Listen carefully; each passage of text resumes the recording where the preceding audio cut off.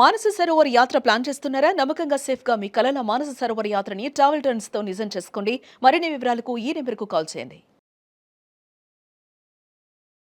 నమస్తే రమగారు. నమస్తే జయ. రమగారు, వేగు చుక్క సిరీస్ లో ఉన్నామండి మనం. ఒకసారి అది కంప్లీట్ చేసుకుందాం. ఇంకా ఎన్ని భాగాలు వస్తాయండి ఇంచుమించుగా? ఒక 2-3 భాగాలు వస్తాయి. ఓకే. సత్రం గుమాస్తా కూతురుతోటి మాట్లాడాడు శశికాంతుడు. మాట్లాడి అమ్మాయికి రహస్యంగా మేము వచ్చామని, ఈ ఊళ్ళోనే ఉన్నామని, విమలకి మా ఆచూకీ చెప్పమని ఆ అమ్మాయికి మంత్రోపదేశం చేస్తున్నట్టుగా చెవిలో రహస్యంగా చెప్పాడు. ఆ అమ్మాయికి తెలుసు గిరికకి విమల ఈ ఊరు నుంచి ఆ ఊరు వెళ్ళటం, మాళవిక తల్లిదండ్రులు కలుసుకోవటానికి వెళ్ళటం, అక్కడ మధ్యలో ఒకడు అడ్డం పడితే గూఢచారి అతన్ని యువరాజు వాడిని కొట్టి ఈ విమలను రక్షించడం వివరం తెలుసు. విమలకి బెస్ట్ ఫ్రెండ్ గిరిక. అమ్మాయి అన్నట్టు ఈ విషయాలన్నీ నాకు తెలుసు, నేను తెలియచేస్తానని చెప్పింది. కబురు వెళ్ళింది అక్కడికి. వెళ్ళంగానే ఈ విమల మాళవికకి చెప్పింది, మా యువరాజు ఊళ్ళో ఉన్నట్ట, నన్ను కలుసుకోమన్నాడు. నేను వాళ్ళే అప్పుడు ఆ రోజున అమ్మాయి ఏ సత్రం చెప్పిందో ఆ సత్రానికే వచ్చి ఉన్నారు వీళ్ళు. సత్రం ఆయన కూతురికే చెప్పమందనమాట తన సంగతి. విమల వెళ్ళి కలుసుకునేసరికల్లా సంతోషించింది. ఇతనితో పాటు చిత్రవ్రతుడు ఉన్నాడు. ఆ చిత్రవ్రతుడు మొట్టమొదటి చూడంగానే ఆ విమలతో ప్రేమలో పడ్డాడు. యువరాజు ఏం చెప్పాడంటే, మేము కొంతకాలం ఈ ఊళ్ళో ఉండదలుచుకున్నాం. మేము రకరకాల రాజ్యాలు తిరిగి ఆ రాజ్యాల్లో ఉన్న పరిస్థితులు అవి పరిశీలన కోసం వచ్చాం. అయితే నేనని తెలియకూడదు, మేము రహస్యంగా ఉండటానికి మాకు ఒక ఇల్లు కావాలి అంటే విమల బాగా ఆలోచించి, సరే కోటగోడకి అంతఃపురాలకి దగ్గరలో ఉన్నదే ఒక ఇల్లుంది, ఒక స్నేహితురాలి అన్నది, నేను వెళ్ళి మాట్లాడతానని ఈ విమల అక్కడికి వెళ్ళి ఏం చెప్పిందంటే, మా అమ్మ నాన్న త్వరలో రాబోతారు ఈ ఊరు, నన్ను చూడకుండా ఉండలేకపోతున్నారు, శ్రీపురంలో ఉండరు, ఇప్పుడు ఇక్కడికే వచ్చి ఉండాలనుకుంటున్నారు, కాబట్టి మా అమ్మ నాన్న వస్తారు, ముందుగా వచ్చి కొద్దిగా చూసుకోవడానికి మా మేనమామలు వస్తారు, ఇద్దరు వస్తారు, మా మావయ్యలు ఇద్దరు వచ్చి ఇక్కడ ఈ ఊరంతా చూసుకుని వాళ్ళు అన్ని సామాన్లు అవి ఏర్పరిచి మా అమ్మ నాన్న వచ్చి ఉండటానికి వీలుగా వాళ్ళు ముందు వస్తారని చెప్పి వాళ్ళతోటి మాట్లాడింది. ఇతను డబ్బులు ఇచ్చాడు ఇల్లు మాట్లాడి పెట్టడానికి శశికాంతుడు. ఆ డబ్బు ఇచ్చి మరి అడ్వాన్స్ ఇవ్వాలిగా, ఇచ్చి ఒక చిన్న ఇల్లు, ఇవి ఎప్పుడు వచ్చారు ఎప్పుడు వెళ్ళారో ప్రపంచానికి తెలియకుండా ఉండేలాంటి సందున్న ఇంటిని ఆ అమ్మాయి సెలెక్ట్ చేసింది. ఎందుకంటే ఈయన యువరాజు కదా, తెలియకూడదు, ఆయన చెప్పిన మాటకి సాటిస్ఫై అయ్యింది. అంతేగాని ఇక్కడున్న సమస్య విమలకు తెలీదు. అదేలేండి. అయితే ఏం చెప్పిందంటే, మీరు ఈ ఊళ్ళో తిరగటానికి మీకు కొత్త సమస్యలు ఉన్నాయి, ఇవాళ రేపు వేగు చుక్కని ఒక ఆయన వచ్చాడు మా ఊళ్ళోకి, మరి మా సైనికుల్ని వాళ్ళని ఎత్తుపోతున్నాడు, మరి మిమ్మల్ని చూసి ఏమైనా అలాంటి భ్రమపడతాడేమో, కొంచెం జాగ్రత్తగా ఉండండి అంటే ఇతను అన్నాడు, అన్ని పరిస్థితులకి ఎదుర్కోవాల్సిందే కదా, మీ పరిస్థితులు అధ్యయనం చేయటానికి మీ రాణులకి విముక్తి కల్పించడానికే నేను ఈ ఊళ్ళో ఉంటున్నది. అప్పుడు కూడా ఈ అమ్మాయికి వేగు చుక్క ఇతనేనేమోనన్న అనుమానం రాలి. అసలు ఆయన మీద అలాంటి యువరాజు కదా, పైగా వేరే దేశపు యువరాజు, ఆయనకేం పని మన దేశంలో, ఊరికే అడ్మినిస్ట్రేషన్ గురించి తెలుసుకోవడానికి వచ్చాడు అనుకుంది. సరే వెళ్ళి మాళవికకి చెప్పింది, అదే కదంబ యువరాజు మన ఊళ్ళోనే ఉన్నాడు, అప్పుడు నాకు సహాయం చేసిన ఆయన, అంటే ఓసారి కలవాలనుకుంటున్నానంటే మాళవిక కంటే ముందే విమల చెప్పింది, మహారాజు మహారాణుల్ని దేవాలయానికి పంపడం కూడా మానేశాడు, అందువల్ల ఆవిడ మిమ్మల్ని ఎక్కడా కలుసుకోలేదు, మాళవికాదేవికి మిమ్మల్ని కలుసుకోవాలని ఉంది, మీరు నాకు సహాయం చేశారని, ఒక సోదరుడిగా మీరెంతో సహాయం చేశారని ఆవిడకున్నది చాలా, కానీ కనీసం దేవాలయం దగ్గర కలిసే వీలు కూడా లేదు, పోతుటీగ కూడా ప్రవేశించకుండా అంతఃపురాన్ని బంధించి ఉంచారు, అందుకని కలవలేకపోతోంది, నేను కలవలేము, నేను ఎప్పుడైనా ఇక్కడికి వస్తాను, మీకు ఏదైనా కావాలంటే నాకు తెలియజేయండి, మీకు కావాల్సిన ఏర్పాట్లు నేను చేస్తాను అని చెప్పింది. వెళ్ళి మళ్ళీ మాళవికాదేవికి చెప్పింది, యువరాజు ఊళ్ళోనే ఉన్నాడని, ఆయనకు ఒక ఇల్లు ఏర్పరిచానని.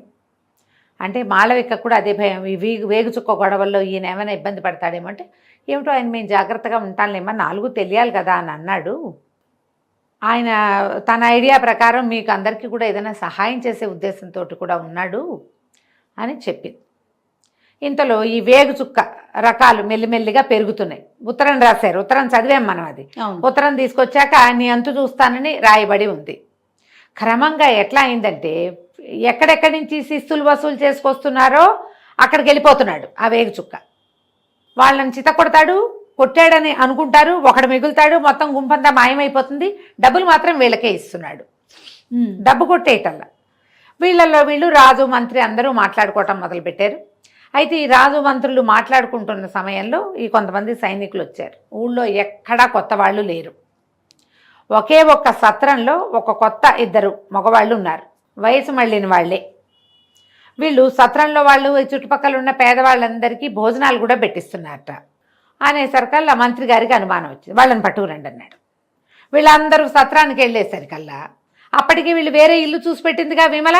వీళ్ళిద్దరూ నిశ్శబ్దంగా అక్కడి నుంచి వెళ్ళిపోయారు. మళ్ళీ సైనికులు ఆలోచించుకుని వచ్చేసరికల్లా వాళ్ళు లేరు. వాళ్ళు ఏదో ఊరు వెళ్ళిపోతామన్నారండి. వాళ్ళు చెప్పింది ఏమిటి, దున్నపోతల పాలెం అలాంటి పేర్లు చెప్పారు. అసలు అలాంటి ఊళ్ళలో వెలుగొడ్ల పాలెం ఎక్కడుంది ఊరు? ఆ ఊరు పేరే అబద్ధమని మంత్రి గారికి డౌట్ వచ్చింది. ఊరు అయితే అసలు అట్లాంటిది, ఎవరో మనని మోసం చేస్తున్నారు, వాళ్ళు ఏమైనా వేషం వేసుకున్నారా ఏమిటంటే సత్రంలో ఎవరికీ తెలీదు. వాళ్ళ నిజ రూపాలు వాళ్ళు కూడా చూడలే.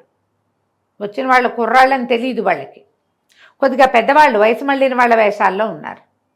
వీళ్ళు ఇక్కడి నుంచి బయటకు వెళ్తారు, చటుక్కున వేషం తీసేస్తారు, వచ్చేటప్పుడే వేసుకొస్తున్నారు. వాళ్ళకి తెలీదు. వాళ్ళు వెళ్ళిపోతామన్నారండి, సొంత ఏదో పక్క ఊరు వెళ్తామన్నారు, ఇక్కడ లేరు వాళ్ళు అన్నాడు.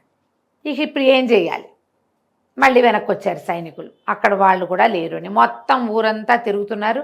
ప్రతి ఇంట్లోనూ గాలింపులు మొదలైనవి, ఇళ్లల్లో గాలిస్తున్నారు. ఒకవేళ విమలగా చూపించిన ఇంట్లోకి గాలింపుకు వచ్చినా ఇక్కడ ఉన్నది ఎవరు? విమల తాలూకు మేనమామలు. వాళ్ళు ఊరికే ఇల్లు చూసి వెళ్ళడానికి వచ్చారు. అమ్మా నాన్న వస్తారు, ఇప్పుడు కొత్త వాళ్ళుగా చెప్పలేరు కాబట్టి పట్టుబడరు అన్నమాట. వీళ్ళు ఏం చేశారు, ఆ భోజనాలు వంటకి ముసలావిడతోటి వంట చేయించి అందరికీ పంచిపెట్టారు కదా, అట్లా బోలెడని తీపి పదార్థాలు చేయించుకుని ఎక్కడెక్కడ సైనిక శిబిరాలు ఉన్నాయో చూడడం మొదలుపెట్టారు. ఇంతలో ఈ రాజు ఏం చేశాడు, ఒక 10 మంది ఏమంటారు కర్కోటకులు లాంటి వాళ్ళని, ఓ 50 మందిని సెలెక్ట్ చేశాడు. వీళ్ళు ఏమిటి, ఎవరు ఈ వేగు చుక్కని చంపి తీసుకొస్తారో వాళ్ళకి 1,00,000 వరహాలు ఇస్తానని. అమిత బలాఢ్యులు, తర్వాత క్రూరులు, వీళ్ళని సెలెక్ట్ చేశారు. వాళ్ళు ఏం చేస్తారు, ఒక్కొక్కళ్ళు ఒక్కొక్క వీధి మొగదల్లో కూర్చుని పెద్దవాళ్ళంతా మాట్లాడుకుంటూ ఉంటే ఆ మాటల్లో జొరబడి రాజు మీద వ్యతిరేకంగా ఉన్నట్టుగా మాట్లాడి ఎవరు వ్యతిరేకంగా మాట్లాడుతున్నారో వాళ్ళని పట్టుకునే ప్లాన్లో ఉన్నారు. సరిగ్గా ఈ శశికాంతుడు చిత్రవ్రతుడు ఒక పెద్దవాళ్ళని 10 మంది కూర్చుని మాట్లాడుకుంటున్న చోటుకి వెళ్ళారు. అక్కడ డిస్కషన్ వస్తుంది. ఆ వేగు చుక్క ఎవరో మన ప్రాణాలకే వచ్చాడు, ఈ రాజును చంపేస్తే బాగుండు అని ఇట్లా మాట్లాడుకుంటూ ఉండగా ఒక అతను వచ్చి కూర్చున్నాడు. వీళ్ళు గమనించారు, మామూలు సైనికుడుగా లేడు వీడు, అమిత బలాఢ్యుడు. అతని నడకలోనే భయం కొలిపే ఒక లక్షణం ఉంది. ఎవరు ఏమిటి, వీళ్ళు మాట్లాపేశారు. ఇంకా ఊళ్ళో వాళ్ళు మాట్లాడితే రేపొద్దున పీక మీద కత్తి వచ్చేస్తుంది. నిశ్శబ్దంగా ఉన్నారు. ఎవరినైనా ఏమిటంటే ఆ రాజుగారి సైనికుడిని, ఏం చేస్తామండి, రాజు దగ్గర పని చేస్తాం, పని చేయక తప్పదు, వేగు చుక్కొచ్చినా పగటి చుక్కన వచ్చినా కూడా మా పని మాకు తప్పదు కదా అని మాట్లాడుకున్నారు. ఈ లోపల ఏమైంది, విమల వచ్చి వీళ్ళకి చెప్పింది. వీళ్ళు ఇంటికి వెళ్ళిపోయారు ఇక్కడి నుంచి, ఏ ఇంట్లో ఉన్నారో అక్కడికి. విమల ఏం చెప్పిందంటే, రాజు ఒక ప్రత్యేక ప్రయత్నం మీద ఉన్నాడు. రుద్రసేనుడని ఒక సైన్యాధిపతి వీళ్ళకి మొదట హెల్ప్ చేశాడు కదా, మొట్టమొదట అతను ఏం చెప్పాడంటే, రాజు 50 మందిని ఇలాంటి వాళ్ళని ఏమంటారు, క్రూరులైన వాళ్ళని, చంపడానికి సిద్ధంగా ఉన్న వాళ్ళని సిద్ధం చేశాడు. వాళ్ళు ఊరంతా తిరుగుతున్నారు, ఎక్కడ ఎవడ అనుమానాస్పదంగా ఉన్నా విషం పూసిన కత్తులతో సంహరిస్తారు. అప్పుడు వీళ్ళకి తెలిసింది, ఇంతకుముందు మనం చూసిన వాడు అలాంటి వాడు సాధారణ సైనికుడు కాదు, కానీ వాడి ముఖం గుర్తుపెట్టుకున్నారు. ఇప్పుడు వాళ్ళల్లో వాళ్ళు గుర్తుపట్టాలంటే వాళ్ళందరికీ సాధారణంగా డ్రెస్ కోడ్ ఉండాలి కదా, వీడు ఒక విచిత్రమైన బట్టల్లో ఉన్నాడు. అంటే ఇలాంటి బట్టలు వేసుకున్న వాళ్ళు ఈ కోవకి చెందిన వాళ్ళు. బ్రెయిన్ బట్టి పనిచేసింది. సరే వీళ్ళు ఏమనుకున్నారు, ఇప్పుడు ఇతను ఎక్కడున్నాడో వెతుక్కోవాలి. నిదానంగా ఏం చేశారు, ఆ వంటల పెద్ద దగ్గర బోలెడరి లడ్డూలు, అరిసెలు, మినపసున్ని, తర్వాత దిబ్బ రొట్టెలు, తేనె పానకం అన్నీ సిద్ధం చేయించుకున్నారు. అన్నిట్లలో మత్తు మందు కలిపేసి ఈ వయసు మళ్ళిన వాళ్ళలాగా వేషాలు, 2 బుట్టలతో పదార్థాలు పుచ్చుకుని ఇక వెళ్ళటం మొదలుపెట్టారు. కొండల చుట్టూ, అంటే వీళ్ళు ఊళ్ళో ఉండరు, ఊళ్ళో ఉండగలిగే అన్ని సందులు గొంతులు తిరిగారు ఇద్దరు, ఎక్కడ దొరకటల్లా. సైనిక శిబిరాలు ఎక్కడుంటాయి, ఇంతకుముందు ఒక సైనిక శిబిరాన్ని ఖాళీ చేశారు. ఇప్పుడు ఈ కొండగుట్టల వైపు పడితే రహస్యంగా ఉన్న ప్రదేశాలు వెతకటం మొదలుపెట్టారు. ఆ వైపుకి వెళ్ళారు. వెళ్ళేసరికల్లా ఇది వీళ్ళ దగ్గర వంటకాలు వాసన వస్తున్నాయి. ఎవరో ఒకళ్ళు ఇద్దరు మాట్లాడారు. దారి మధ్యలో వీళ్ళు ఏం చేశారంటే, ప్లాన్డ్గా కొంత కిందకి పెట్టుకున్న వస్తువుల్లో ఏమి వెయ్యల, మామూలు వాళ్ళు ఎవరైనా అడిగితే ఇవ్వడానికి నెత్తి మీద ఉన్న బుట్టల్లో ఉన్న వాటిలోనే ఈ మత్తు మందు కలిపి పెట్టుకున్నారు. ఒకళ్ళు ఇద్దరు కనపడ్డారు. దూరం నుంచి ఎవరో పైనుంచి చూస్తూ ఈ తిండి పుచ్చుకొస్తున్న వాళ్ళిద్దరిని పట్టుకున్నారు. ఎవరో మీరు ఎక్కడికి వెళ్తున్నారు ఏమిటి సంగతి అంటే, మేము ఇట్లా స్వీట్లు అవి చేసి అమ్ముకుంటాం, తినుబండారాలు అమ్ముతామంటే మాకు కూడా ఇవ్వండి అన్నారు.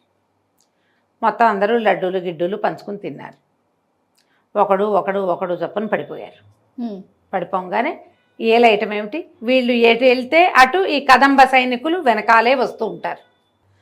ఏలయంగానే పట్టేశారు. మొత్తం ఈ పడుకున్న వాళ్ళందరినీ బళ్ళ మీదకి ఎక్కించారు. బళ్ళు వెళ్ళిపోయినాయి. మళ్ళీ ఇక్కడున్న గుంపంతా మాయమైపోయింది. ఇక్కడ మనుషులేరి ఒకడు మిగిలాడు. వాడు చెప్తాడు, వాడు వెళ్ళి చెప్పాడు రాజుకి, మొత్తం అందరూ మాయమైపోయారు, వాళ్ళు ఏమి యుద్ధం చేయలేదు, ఏమీ చేయలేదు, ఏం జరిగిందో కూడా మాకు తెలీదు, నాకు మెలకు వచ్చేసరికల్లా వాళ్ళు ఎవరూ లేరు. రాజుకు ఆశ్చర్యం ఉంది, ఇంతమంది మనుషుల్ని ఎట్లా తీసుకెళ్తున్నారు బయటికి, ఊళ్ళో ఎక్కడా లేరు వాళ్ళు, ఊరు దాటిస్తున్నారేమో. ఊరు దాటిస్తే 50 మందినో 100 మందినో ఒక రకంగా దాటించాలంటే అది బండో లేకపోతే రథాలు ఏవో ఉండాలి. ఏ రకంగా తీసుకెళ్తున్నారు వీళ్ళు? ప్రతిసారి ప్లాన్ మారుస్తారు. నూనె పీపాలు, కూరగాయల సంచులు, వాటి వెనకాలే మనుషులను ఉంచడం, ముందుకు సంచులు కనపడతాయి, వెనకాల మనుషులు ఉంటారు. సరే, రాజు మళ్ళీ ఈసారి ఊళ్ళో నుంచి బయటికి వెళ్ళే ప్రతి బండి చెక్ చేయమన్నాడు. రెండోసారి మళ్ళీ వీళ్ళు తినుబండారాలు పుచ్చుకుని ఇంకో వైపుకి వెళ్ళారు. అక్కడ పట్టుకున్నారు. మనుషులు మళ్ళీ పట్టారు అక్కడి నుంచి కూడా. ఈసారి నూనె పీపాలతోటి తీసుకుపోయారు. నూనె పీపాలు నడిచి వెళ్తున్నాయి, బళ్ళు ఆపారు. ఈ బళ్ళు ఆపేసరికల్లా నూనె పీపాలండి అని చెప్పితే వీళ్ళు రాజు ఏం చెప్పాడంటే ప్రతిదాన్ని చెక్ చేయమన్నాడు. పైగా ఆయన 1,00,000 వరహాలు ఇస్తానని చెప్తున్నాడు. 1,00,000 కావద్దు ఎవరికైనాను. సరే, ఏం చేశారు, ఒకటి పైకెక్కాడు. పైకెక్కి ఇదేమిటి నూనె పీపాలకి ఇన్ని కంతలు ఉన్నాయి, నూనె పీపాల కంతుంటే కారిపోదు, అదే కదా, ఇదేమో చూడడానికి నూనె పీపాగా ఉంది, కంత ఎందుకుందని ఇట్లా మూత తీయబోయాడు. ఈ పైకెక్కిన బండివాడు ముక్కు పగలగొట్టేశాడు ఆ సైనికుడు. అక్కడి నుంచి పక్కనే కొమ్ము బూరా బొడ్డును దోపుకుని ఉండేది తీసి బూరా ఊదేశాడు. ఊదంగాని ఆ 10 బళ్ళు ఆగినాయా, ఆ బళ్ళకి చుట్టూతా రక్షణగా జాగ్రత్తగా వస్తున్నారు కదంబ సైనికులు. ఎప్పుడైతే బూరా ప్రమాద సూచిక మోగిందో మొత్తం అంతా వచ్చి పడిపోయి ఈ సైనికులందరినీ చావుకొట్టారు. ఈ ఉన్న నూనె పీపాలతో పాటు ఈ కొట్టేసిన సైనికులందరినీ కూడా పీపాల్లో ఎక్కించి పంపించేశారు.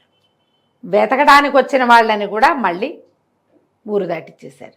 ఈ రకంగా ఎంతమంది సైనికులు ఊళ్ళో నుంచి బయటికి వెళ్ళిపోయారు.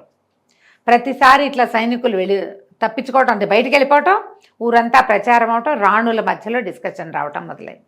ఎప్పుడో ఒకప్పుడు ఈ రాజు పేరడ విరగడైపోతుంది. కుందన వల్లని ఒక అమ్మాయిని పెళ్లి చేసుకున్నాడు, 30వ భార్య. ఆ అమ్మాయి ఏమంటుందంటే, చంపేద్దాం రాజుని, ఇదే సమయం. ఈ మధ్యలో వీళ్ళకి ఆ రాజు ఈ తలకాయ నొప్పులు, ఈ గోళాలు పడలేక భార్యల దగ్గరికి రావడం మానుకున్నాడు.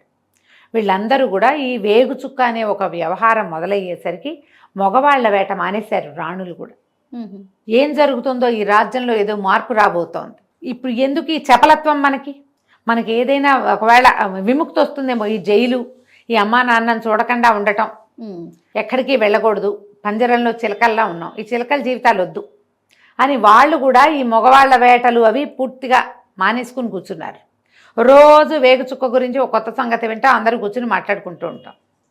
రేపు ఏం జరగబోతోంది, మనమే రాజుని పిలిచి ఏదైనా విషయం పెట్టి చంపేస్తే పీడ విరగడైపోతుంది, రాజ్యానికి పట్టింది అంటే. అందరు అమ్మో భర్తను చంపటమే అన్నారు. ఈ కుందన వాళ్ళది భర్త పాడా వీడు. ఒకళ్ళకైతే భర్త, 100 మందికి భర్త ఏమిటి, ఇంతమందికి 30 మందికి మనకు అక్కర్లేదు, హాయిగా ఫ్రీడమ్ అనుభవిస్తాం మనము, చంపేద్దాం రాజుని. ఎలాంటి ఆలోచనలు వస్తాయి మరి చూడండి. ఏదంటా చూడండి, బంధిస్తే పిల్లి కూడా పూలైపోతుందని. ఇలా ఈ కథ నడుస్తూ ఉండగా ఒకనాడు ఒక వింత జరిగింది. వీళ్ళు దొరికిపోయారు. ఎవరు? యువరాజు, చిత్రవ్రతుడు. పట్టేశారు వాళ్ళని. పట్టేసి ఇక అంటే వీళ్ళు అని తెలియటం కాదు, ఒక 2 తినుబండారాలు అమ్ముతున్నారు, పట్టుకున్నారు. పట్టేసిన తర్వాత ఏమైంది, కొంచెం కాస్త 4 అడుగులు ముందుకేసి వీళ్ళని ఎక్కిచ్చేసేయండి, ఇక దొరికిపోయినట్టే, వీళ్ళ వల్లే ఏదో జరుగుతోందని కేకలు పెట్టారు, అరిచారు. ఈ కేకలు అరుపులు అయ్యేసరికలు వీళ్ళిద్దరు పిక్కమొహం పడింది చిత్రవ్రతుడు. ఇంతలో ఏమైంది, అతనికి ఒక పరిచితమైన విజిల్ వినపడింది.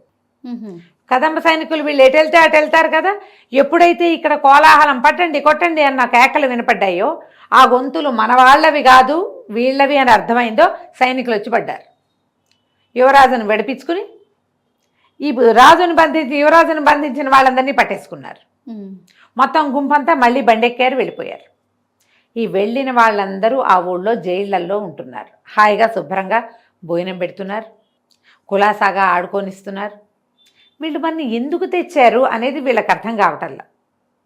తెస్తే మన జైల్లో ఉంచాలి, ఒక ముద్ద పెట్టాలి, ఒక ముద్ద కాదు షట్రసోపేతంగా భోజనం పెడుతున్నారు. హాయిగా కత్తి కటారుతో ప్రాక్టీస్ చేయడానికి బోల్డంత స్థలం ఉంది, ఫ్రీగా తిరగచ్చు, జస్ట్ బయటకు వెళ్ళలేదు అంతే. లోపల వీళ్ళు ఏం చేసినా అడిగేవాళ్ళు లేరు. వాళ్ళలో ఒకడు వృద్ధభట్టుడు ఏమన్నాడంటే, ఏముందిరా మనం చేస్తోంది, రాజు చెప్పిన అరాచక పనులన్నీ చేయటమే, మన చుట్టాల ఇళ్ల మీద పడే మనం ఎన్ని డబ్బులు తెచ్చాము, ఏ పెళ్లిలోనో ఎదురుపడితే మొహమాటం పోయే పరిస్థితిలో ఉన్నాం, ఇక్కడేం పని లేదు, హాయిగా ఉందాం, చక్కగా కసరత్తు చేసుకోవచ్చు, తిన్నదరిగితే హాయిగా తినచ్చు, తిన్నదరిగేదాకా కసరత్తు చేసుకోవచ్చు, ఉందాం వేచి చూద్దాం, ఏదో జరుగుతుంది, అదేమిటో తెలియదు, కానీ మనం ఎక్కడున్నామో మనకు తెలియదు, వాళ్ళు ఏ రాజ్యంలో ఉన్నారో వాళ్ళకి తెలియదు. ఈ రకంగా నడుస్తుంది. ఏం చేశాడో వేగు చుక్క వీళ్ళందరినీ వచ్చే భాగంలో చూద్దాం. తప్పకుండా రమ్య గారు. నమస్తే. నమస్తే జీ.